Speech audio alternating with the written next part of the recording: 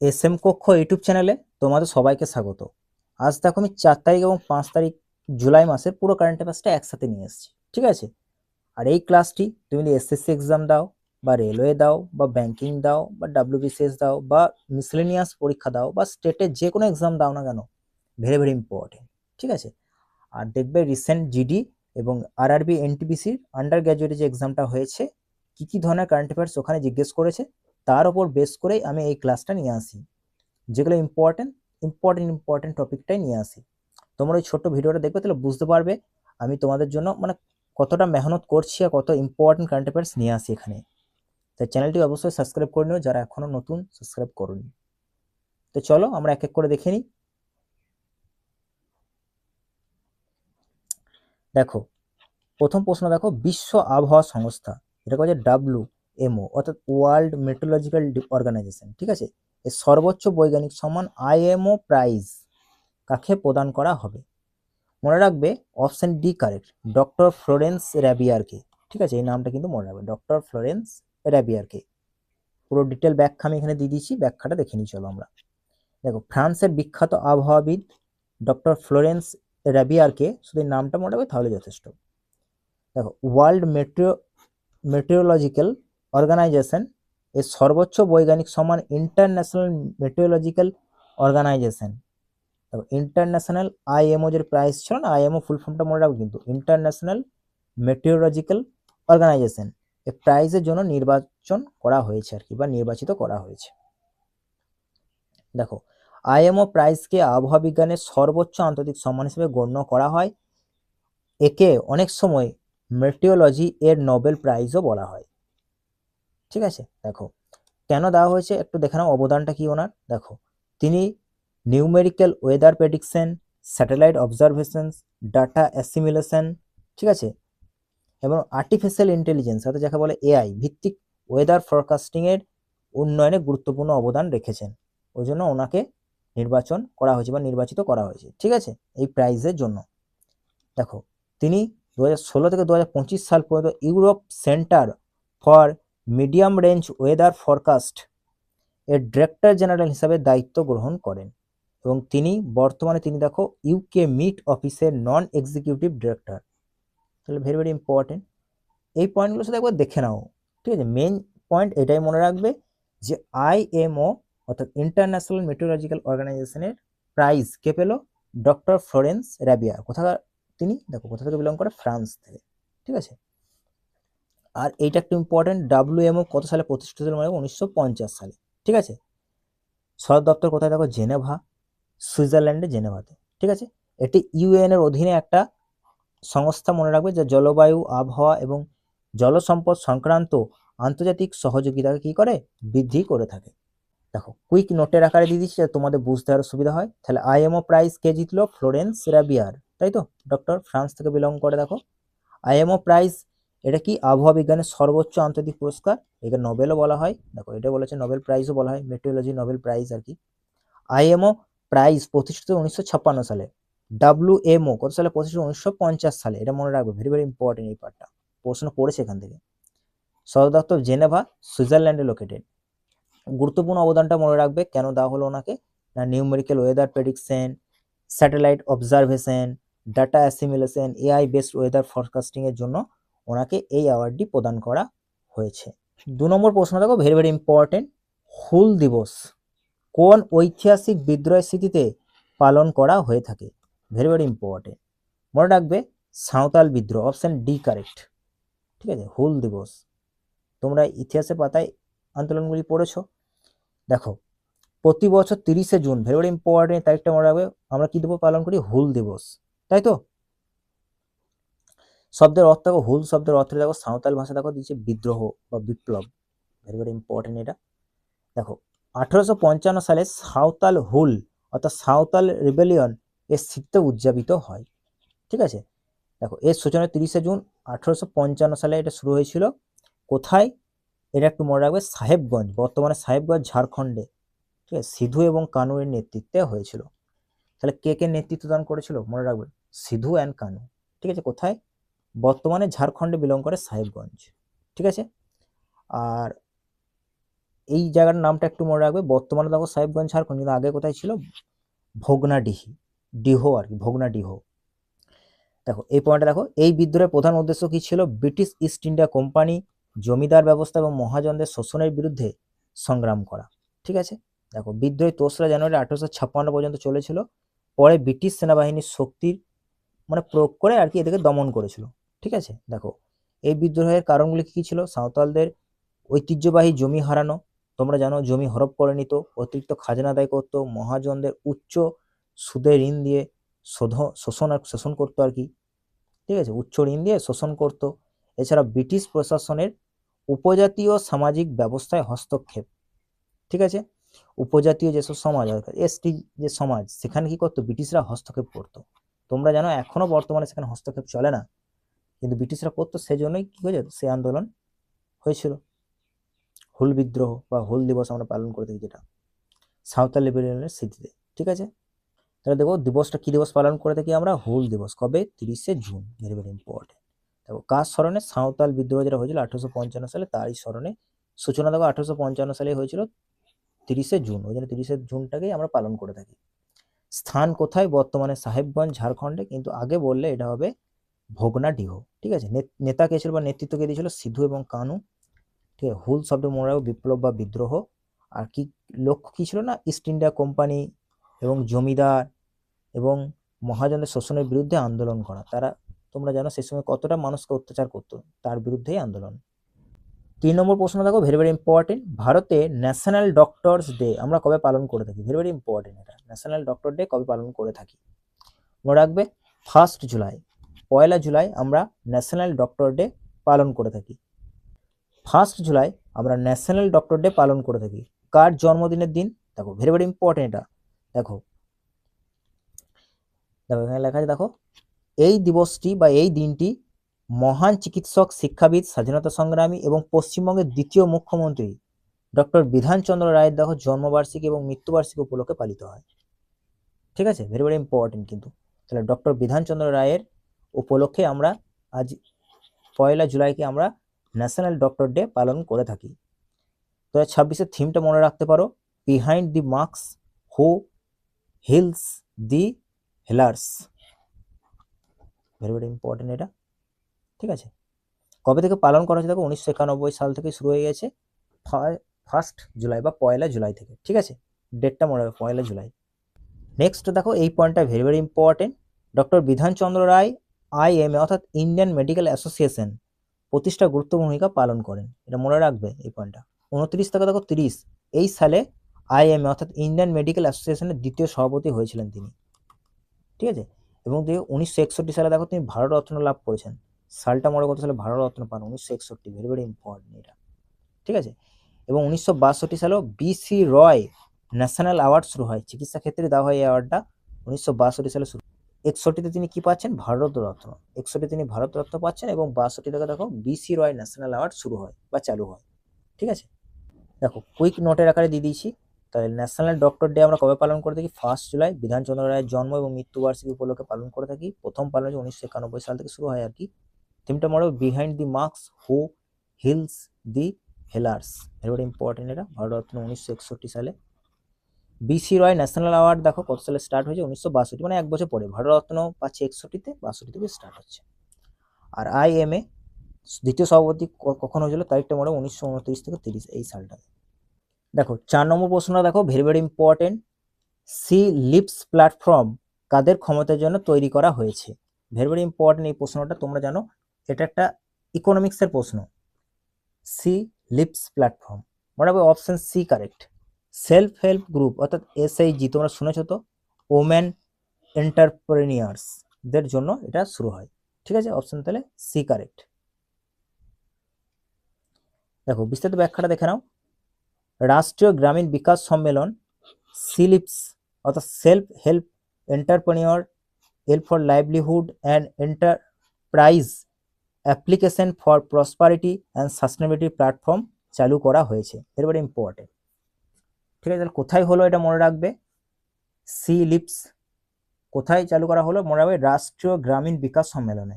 ঠিক আছে, দেখো ডিজিটাল ইন্ডিয়া কর্পোরেশন অর্থাৎ ডিআইসি যেটা বলে ডিজিটাল ইন্ডিয়া কর্পোরেশনের দ্বারা তৈরি একটা ডিজিটাল প্ল্যাটফর্ম, এটা ভেরি ভেরি ইম্পর্টেন্ট। দেখো এই প্ল্যাটফর্মের মূল উদ্দেশ্য কি না সেলফ হেল্প গ্রুপ অর্থাৎ এসএইচজির সঙ্গে গ্রামীণ যে মহিলা উদ্যোক্তাদের নতুন ব্যবসা শুরু করতে, ব্যবসার ডিজিটাল ব্যবস্থাপনা করতে, আয় বৃদ্ধি করতে এবং আর্থিক অন্তর্ভুক্তি নিশ্চিত করতে এবং রিয়েল টাইম এন্টারপ্রাইজ মনিটরিংয়ে সহায়তা করা এর হচ্ছে মূল লক্ষ্য বা মূল উদ্দেশ্য। পয়েন্টটা ভেরি ভেরি ইম্পর্টেন্ট, তোমরা জানো ইকোনমিক্সে আমরা পড়ে থাকি সিলিপস এটা, ঠিক আছে। এসএইচজি অর্থাৎ যারা ধরো ছোটো ছোটো গ্রুপ করে তাদেরকে, তাদের ব্যবসা ভালো চলে তাদেরকে সাহায্য করা, এগুলো হচ্ছে মেন কাজে। দেখো এটি এসএইচজি মহিলা উদ্যোক্তাদের ব্যবসাকে ম্যানেজ করা, মনিটর করা এবং ডেভেলপ করার জন্য তৈরি করা হয়েছে। তাহলে বুঝতে পারছো এসএইচজি কেন তৈরি করা হয়েছিল, ম্যানেজ করা, ব্যবসাকে মনিটর করা এবং ডেভেলপ করার জন্য। এই প্ল্যাটফর্ম 34টি রাজ্য এবং কেন্দ্রশাসিত অঞ্চলে ফার্ম এবং নন ফার্ম উভয় ধরনের গ্রামীণ উদ্যোগকে কি করে সহায়তা করে থাকে, ভেরি ভেরি ইম্পর্টেন্ট এরা।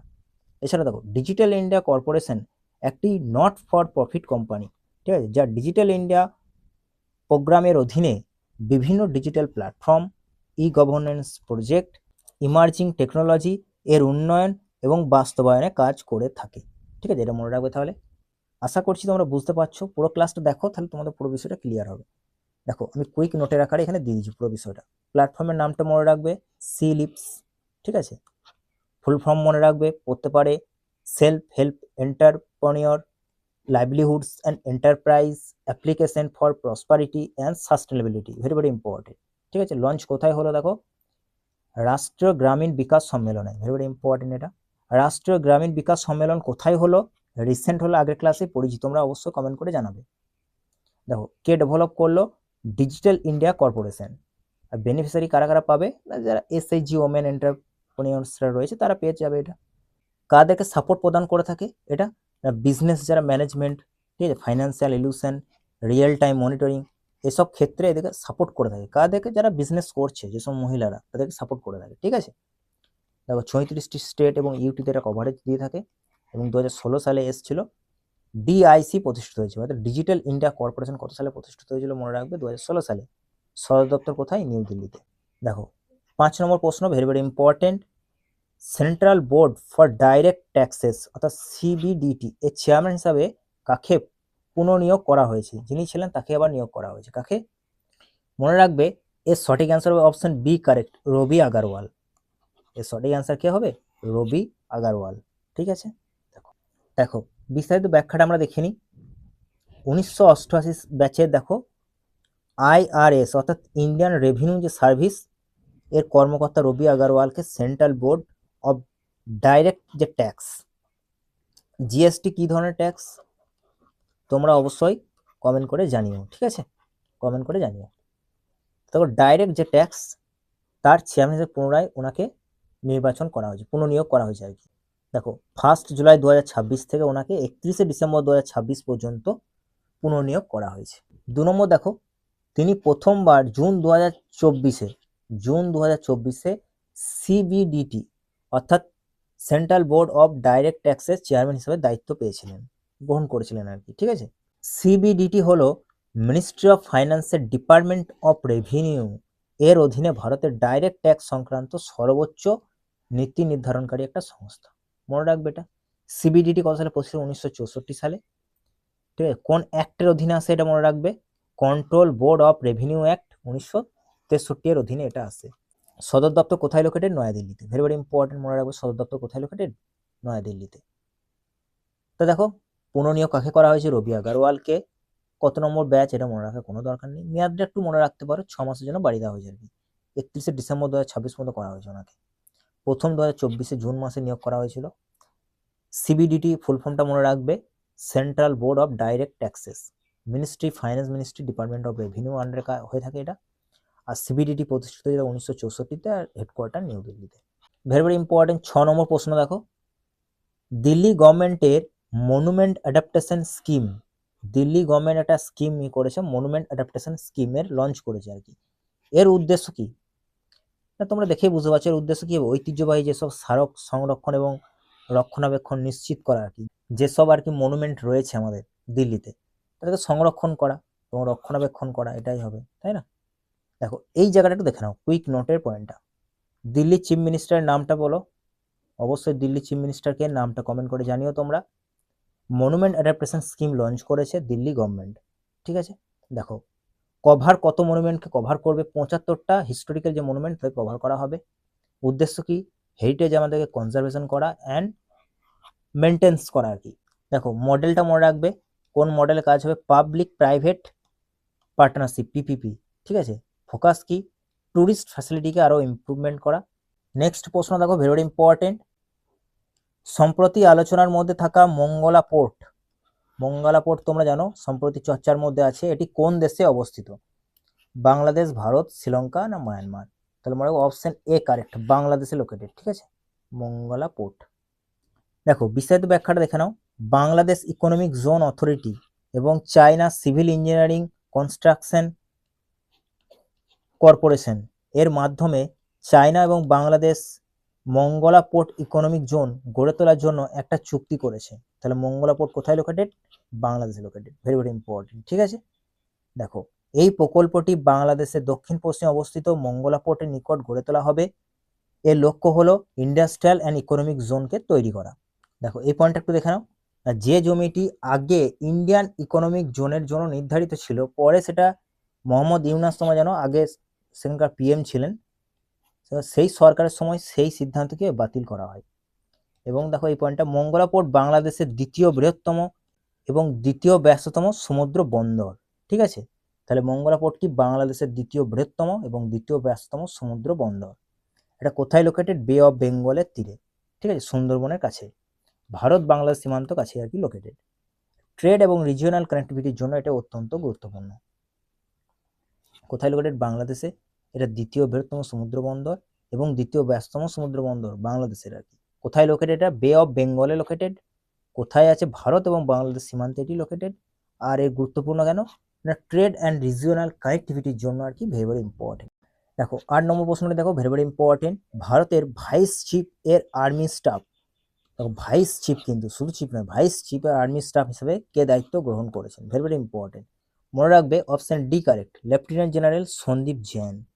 Lieutenant general Sandeep Jain vice chief of army staff হিসাবে দায়িত্ব গ্রহণ করেছেন, এটা মনে রাখবে। দেখো চিফ অফ আর্মি স্টাফের নামটা মনে রাখবে, কদিন আগে পড়েছিলাম, এটাও নতুন নিয়ম হয়েছে, general Dhiraj Seth, very important, ঠিক আছে। আর ভাইস চিফ অফ যে আর্মি স্টাফ রয়েছে, এটা ভারতীয় সেনাবাহিনীর দ্বিতীয় সর্বোচ্চ কর্মকর্তা। তাহলে দেখো নতুন vice chief of army staff যদি নাম বলা হয়, তাহলে মনে রাখবো সন্দীপ জৈন, ঠিক আছে। দেখো 9 নম্বর প্রশ্ন দেখো, ভেরি ইম্পর্টেন্ট, এফসিআরএ এর পূর্ণ রূপ কি বা ফুল ফর্ম কি, ভেরি ইম্পর্টেন্ট, এটা মনে রাখবে option C correct, foreign contribution regulation act, ঠিক আছে, ফরেন কন্ট্রিবিউশন রেগুলেশন অ্যাক্ট, এটা নিউজের মধ্যে চর্চায় আছে। দেখো কেন্দ্রীয় স্বরাষ্ট্রমন্ত্রী অমিত শাহ সম্প্রতি এফসিআরএ 2.0 পোর্টাল এবং ইওসিআই ইকোসিস্টেম উদ্বোধন করেছেন। এই উদ্যোগের মূল উদ্দেশ্য হলো বা মূল লক্ষ্য হলো বিদেশি যে সমস্ত অনুদানগুলো তোমরা জানো আমাদের দেশে আসে, বিদেশি অনুদান সংক্রান্ত পরিষেবাগুলোকে আরো সহজ করা, স্বচ্ছ করা এবং সম্পূর্ণ ডিজিটাল করার জন্য আর কি, ঠিক আছে। পূর্ণ রূপটা মনে রাখবে, ফুল ফর্মটা মনে রাখবে, ফরেন কন্ট্রিবিউশন রেগুলেশন অ্যাক্ট। এই আইনের মাধ্যমে ভারত সরকার বিদেশ থেকে ব্যক্তি এবং সংস্থার প্রাপ্ত অনুমোদন বা ফরেন কন্ট্রিবিউশন যেটাকে বলা হয় নিয়ন্ত্রণ করবে এবং পর্যবেক্ষণ করে থাকে, ঠিক আছে, ভেরি ইম্পর্টেন্ট এই পয়েন্টটা। এফসিআরএ 2.0 পোর্টালের মাধ্যমে নিবন্ধন, নবীকরণ, অনুমোদন এবং অন্যান্য যে সমস্ত পরিষেবাগুলো সম্পূর্ণ অনলাইনে করা হয়েছে, ফলে আবেদনকারীরা অতি দ্রুত এবং স্বচ্ছ পরিষেবা পাবেন আর কি। একই সঙ্গে চালু হওয়া দেখো ইওসিআই ইকোসিস্টেমের মাধ্যমে ওসিআই অর্থাৎ ওভারসিজ সিটিজেন অফ ইন্ডিয়া সংক্রান্ত পরিষেবাগুলো ডিজিটাল করা হয়েছে। এর ফলে ওসিআই কার্ডের আবেদন এবং পরিষেবা গ্রহণ আরও কি হবে, সহজ হবে। দেখো আশা করছি তোমরা এই জায়গাটা বুঝতে পারছো না যে ওসিআই কি, এটা আমি বলছি। দেখো ওভারসিজ সিটিজেন অফ ইন্ডিয়া মানে কি, দেখো ধরো কেউ একটা ভারতের বংশভূত বটে আর কি, কিন্তু সে কিন্তু ভারত থাকে না, সে অন্য দেশের সিটিজেন হয়ে গেছে, সে কিন্তু ভারতে বিনা ভিসায় ভারতে আসতে পারে, ঠিক আছে, ভারত থাকতে পারে, এটাই হচ্ছে বিষয়, হচ্ছে ওভারসিজ সিটিজেন অফ ইন্ডিয়া। এই কার্ডটা প্রদান করা হয় তাদেরকে, তারা বিনা ভিসা ছাড়াই আসতে পারবে এই কার্ডটা যদি সে গ্রহণ করে থাকে, ঠিক আছে, বুঝতে পারলে আশা করছি। তাহলে দেখো পরীক্ষার জন্য ফুল ফর্ম এবং বর্তমান যে আইন সেটা 2010 সালের আইন, কিন্তু আগের যে আইনটা ছিল 1976 সালে আইন, এটা মনে রাখবে। দেখো আমি নেক্সট স্লাইডে এই পয়েন্টটা দিয়ে দিচ্ছি, কুইক পয়েন্ট আকারে, এখানে তোমাদের বুঝতে আরো সুবিধা হবে। দেখো তাহলে FCR এর ফুল ফর্ম কি? Foreign contribution regulation act. প্রথম আইন এসেছিল দেখো 1976 সালে, আর বর্তমান যে আইন সেটা 2010 সালের আইন, ঠিক আছে। রিসেন্ট যে পোর্টাল লঞ্চ করা হলো FCR এর 2.0 পোর্টাল লঞ্চ করা হয়েছে, আর EOCI ইকোসিস্টেম উদ্বোধন করা হয়েছে। তাহলে এই দুটো জিনিসের উদ্বোধন করা হয়েছে, মনে রাখবে। OCI কি সেটা আমি তোমাদেরকে বললাম একটু। OCI সুবিধাগুলো কি কি? দেখো ভিসা ফ্রি এন্ট্রি আমি যেটা বললাম, লাইফ লং ভিসা পাবে তুমি, এবং লং টার্ম স্টে করতে পারবে। এই OCI সুবিধা এটাই। OCI একটা কার্ড প্রদান করা হয়, বুঝতে পারছো কাদেরকে দেওয়া হয় আমি বললাম। তাহলে দেখো আজকে ছিল আমাদের এই পর্যন্তই ক্লাস। তোমাদের ক্লাস কেমন লাগলো অবশ্যই সবাই কমেন্ট করে জানিও। সবাইকে থ্যাংক ইউ, তোমাদের পুরো ক্লাসটা দেখার জন্য অনেক অনেক ধন্যবাদ। আর যারা এখন ক্লাসটি সাবস্ক্রাইব করোনি আমার চ্যানেলটি, অবশ্যই সাবস্ক্রাইব করে নিও। আমি তোমাদের জন্য চেষ্টা করছি বেস্ট ক্লাস আনা, এক্সাম ওরিয়েন্টেড। দেখা হবে তাহলে নেক্সট ক্লাসে।